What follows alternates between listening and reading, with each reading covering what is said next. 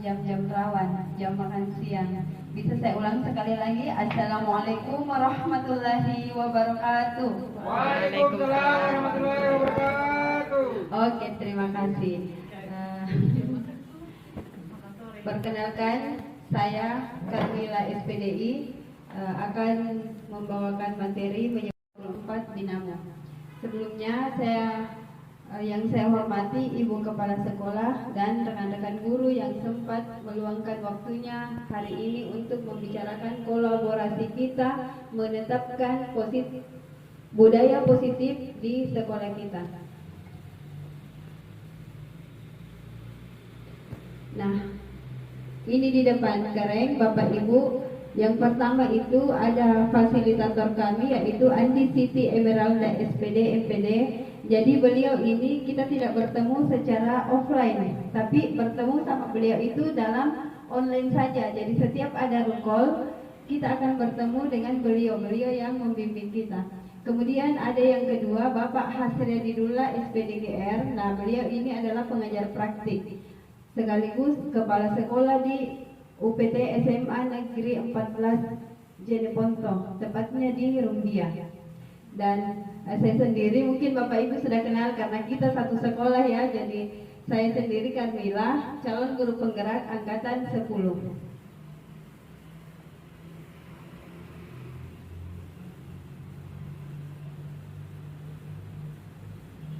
Nah, adapun susunan acara pada hari ini yaitu pembukaan yang berlangsung saya sendiri, kemudian pembacaan doa sudah juga tadi. Nah, sekarang kita akan membuat kesepakatan bersama, kemudian ice breaking, pemaparan materi dan penutup. Nah, ini kesepakatan bersama. Yang pertama, peserta aktif dalam kegiatan, di mana kita akan menyusun budaya positif di sekolah kita. Yang kedua, saling menghormati dan menghargai. Yang ketiga, handphone di silent karena ini terkadang jadi pengganggu. Terkadang kita hadir jiwata di sini tapi ragata di luar sana gitu. Nah, yang keempat, meminta izin saat akan meninggalkan ruangan. Yang kelima, mengikuti kegiatan sampai selesai. Nah, di sini ada ice breaking sedikit sekali karena ini jam-jam siang, jadi mungkin ada yang mengantuk, ada yang lapar. Semoga bisa hilang rasa itu dengan adanya ice breaking ini. Oke. Nah, di depan kita akan mengasah otak. Kenapa pohon di depan rumah harus ditebang? Ada yang bisa jawab? Teman-teman?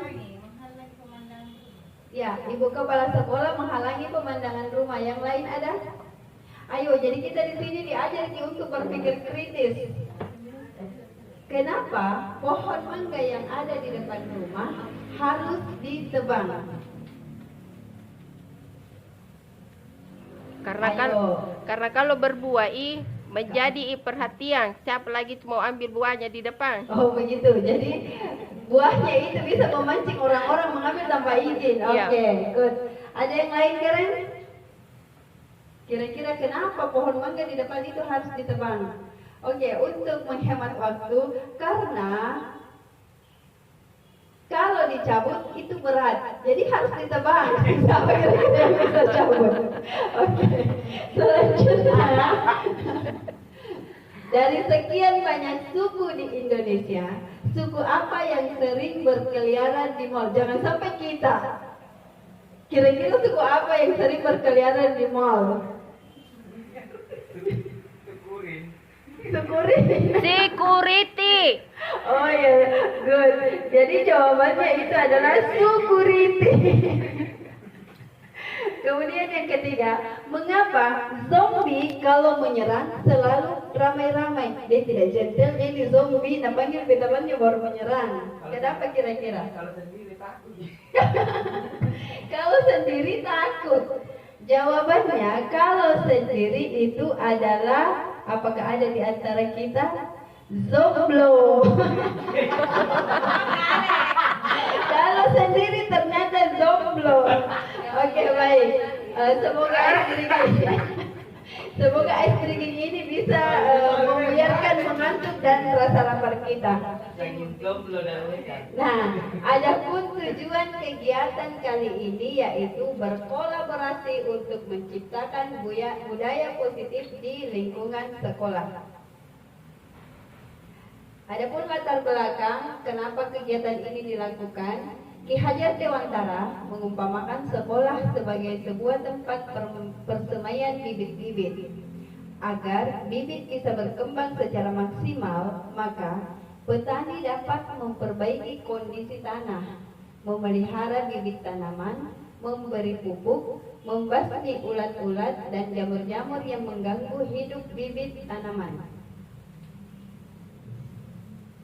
Yang kedua, dari uraian tersebut kita dapat memahami bahwa sekolah diibaratkan sebagai tanah tempat bercocok tanam, sehingga guru mengusahakan sekolah menjadi lingkungan yang menyenangkan, menjaga dan melindungi murid dari hal-hal yang tidak baik. Dengan demikian, karakter murid tumbuh dengan baik sesuai dengan profil pelajar Pancasila. Kita masuk pada materi budaya positif. Yang pertama, apakah yang dimaksud budaya positif? Yang kedua, apakah di sekolah kita sudah tercipta budaya positif? Budaya positif adalah nilai-nilai, keyakinan-keyakinan, dan kebiasaan-kebiasaan di sekolah yang berpihak pada murid, agar murid dapat berkembang menjadi pribadi yang kritis, penuh hormat dan bertanggung jawab. Dalam mewujudkan budaya positif ini, guru memegang peranan sentral. Jadi kita di sini pemegang, karena kita yang arahkan siswa untuk berbudaya positif. Adapun konsep utama modul budaya positif. Yang pertama itu perubahan paradigma belajar.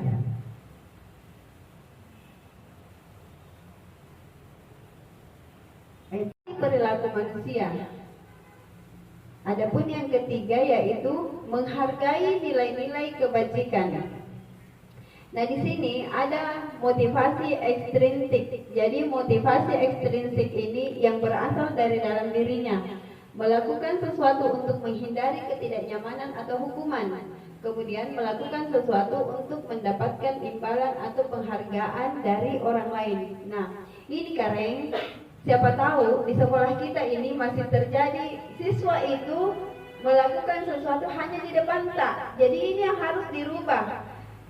Dia melakukan sesuatu karena takut dihukum, padahal itu bertentangan dari dalam dirinya. Nah, ini yang harus kita rubah. Kemudian, apakah dia melakukan sesuatu untuk mendapatkan imbalan? Terkadang juga.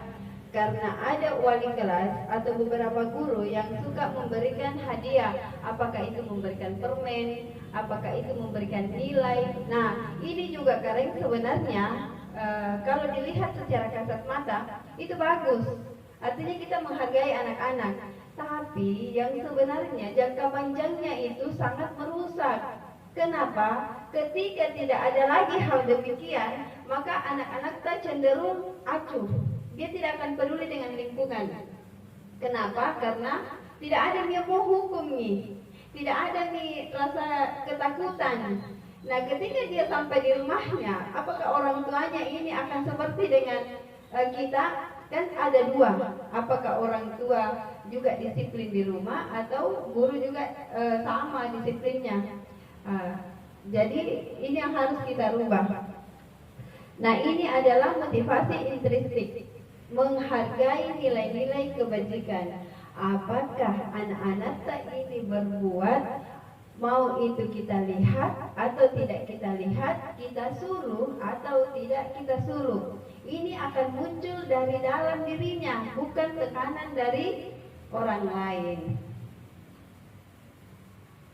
Materi berikutnya yaitu kebutuhan dasar manusia, di mana 5 kebutuhan dasar manusia yang tidak bisa kita hindarkan. Yang pertama, apa itu yang pertama Karen? Bertahan hidup. Bertahan hidup. Nah, bertahan hidup. Kemudian yang kedua, dia membutuhkan, kita membutuhkan kasih sayang. Yang ketiga, kita membutuhkan kebebasan. Yang keempat, kita membutuhkan kesenangan. Yang kelima, kita membutuhkan penguasaan. Apakah yakin ini 5 di kebutuhannya manusia? Apakah ada kebutuhan lain selain dari yang di atas? Ada mungkin. Kalau saya ada kebutuhan sebenarnya di luar dari atas. Kebutuhan duit, yaitu materi. Saya sangat membutuhkan itu supaya saya merasa bahagia. Semua orang keren di. Nah, apalagi mama-mama yang luar biasa, anaknya tidak mau tahu harus ada. 5 posisi kontrol. Nah, di sini ada 5 posisi kontrol terhadap murid. Yang pertama, apakah kita sebagai penghukum? Yang kedua, apakah kita sebagai pembuat merasa bersalah? Yang ketiga, apakah kita sebagai teman? Atau yang keempat, apakah kita pemantau? Atau yang kelima, apakah kita sebagai manajer? Ini perilaku manusia. Adapun yang ketiga yaitu menghargai nilai-nilai kebajikan.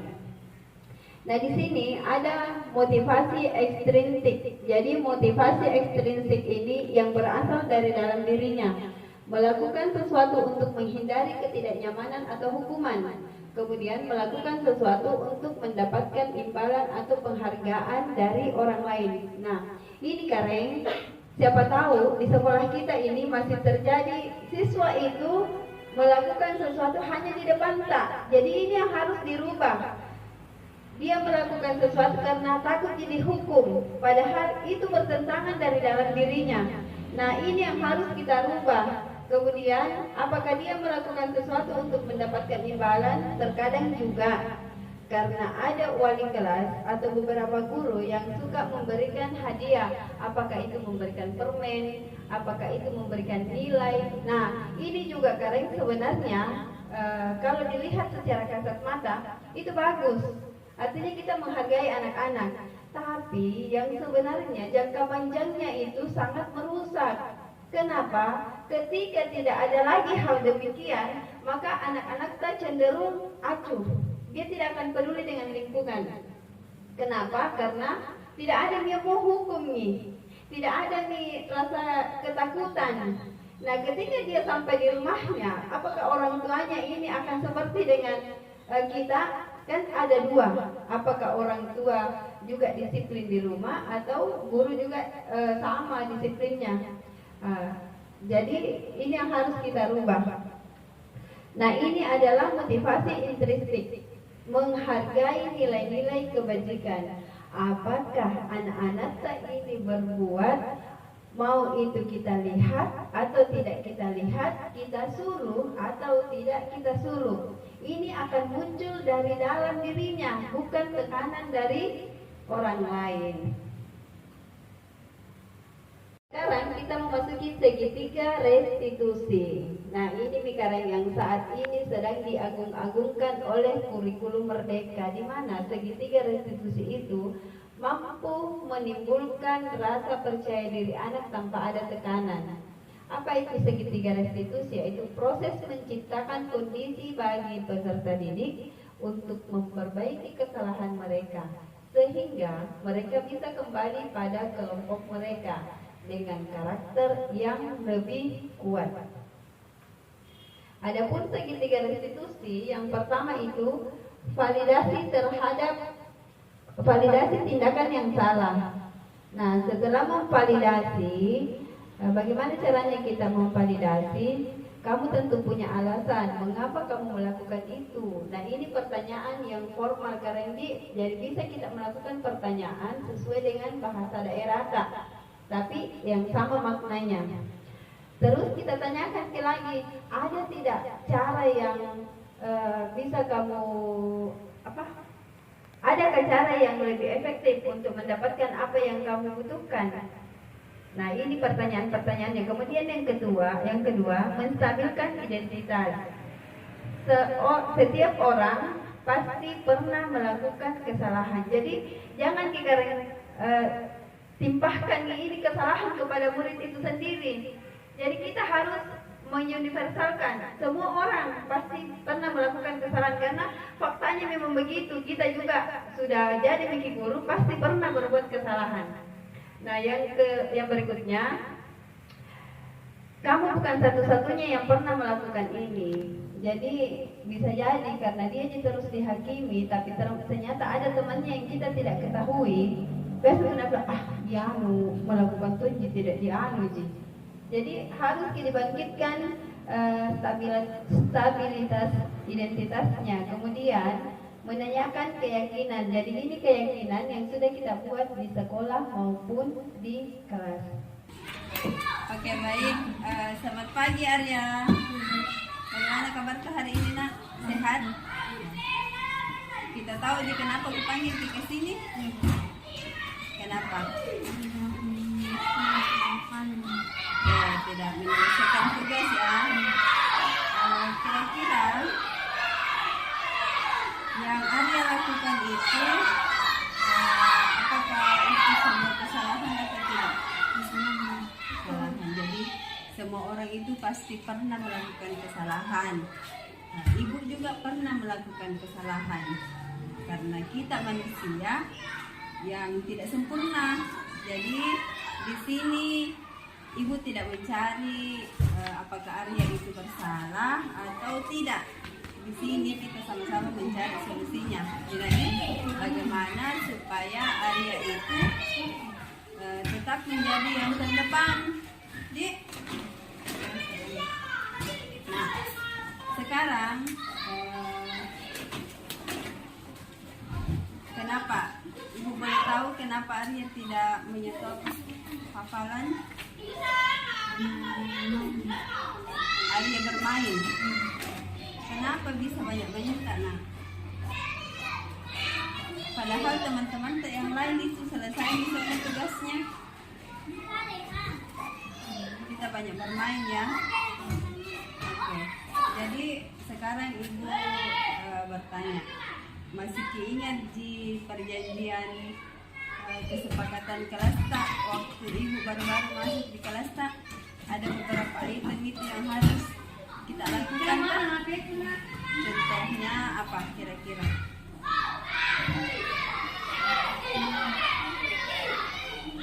Kalau ada tugas bagaimana? Ya, jadi kalau ada tugas harus kita selesaikan. Itu untuk kebaikan tadi juga nak. Ya, oke. Jadi kira-kira Arya bisa tidak menyelesaikan tugasnya? Bisa.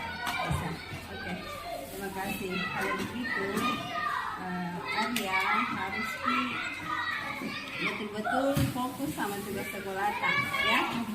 Kalau di rumah selesaikan dulu tugas sekolah, pasti ada tugas dikasihkan bersama berbuka. Untuk apa? Itu untuk menjadikan kita anak yang pintar, menjadikan kita sebagai kebanggaan orang tua. Jadi bukan hanya sama ibu saja, bukan sama materi PAI saja, semua guru kalau nak kasih tugas harus diselesaikan. Kira-kira bisa diselesaikan ini hafalan tanah? Bisa? Bisa? Oke. Terima kasih. Arya silakan kembali ke kelas. Jadi ibu tunggu tugasnya ya.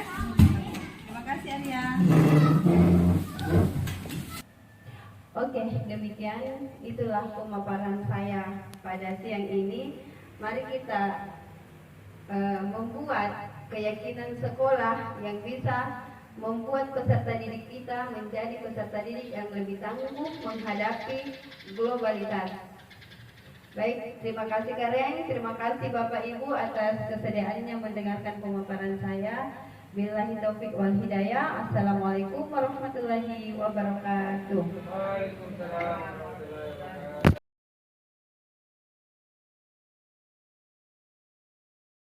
Jiwa petua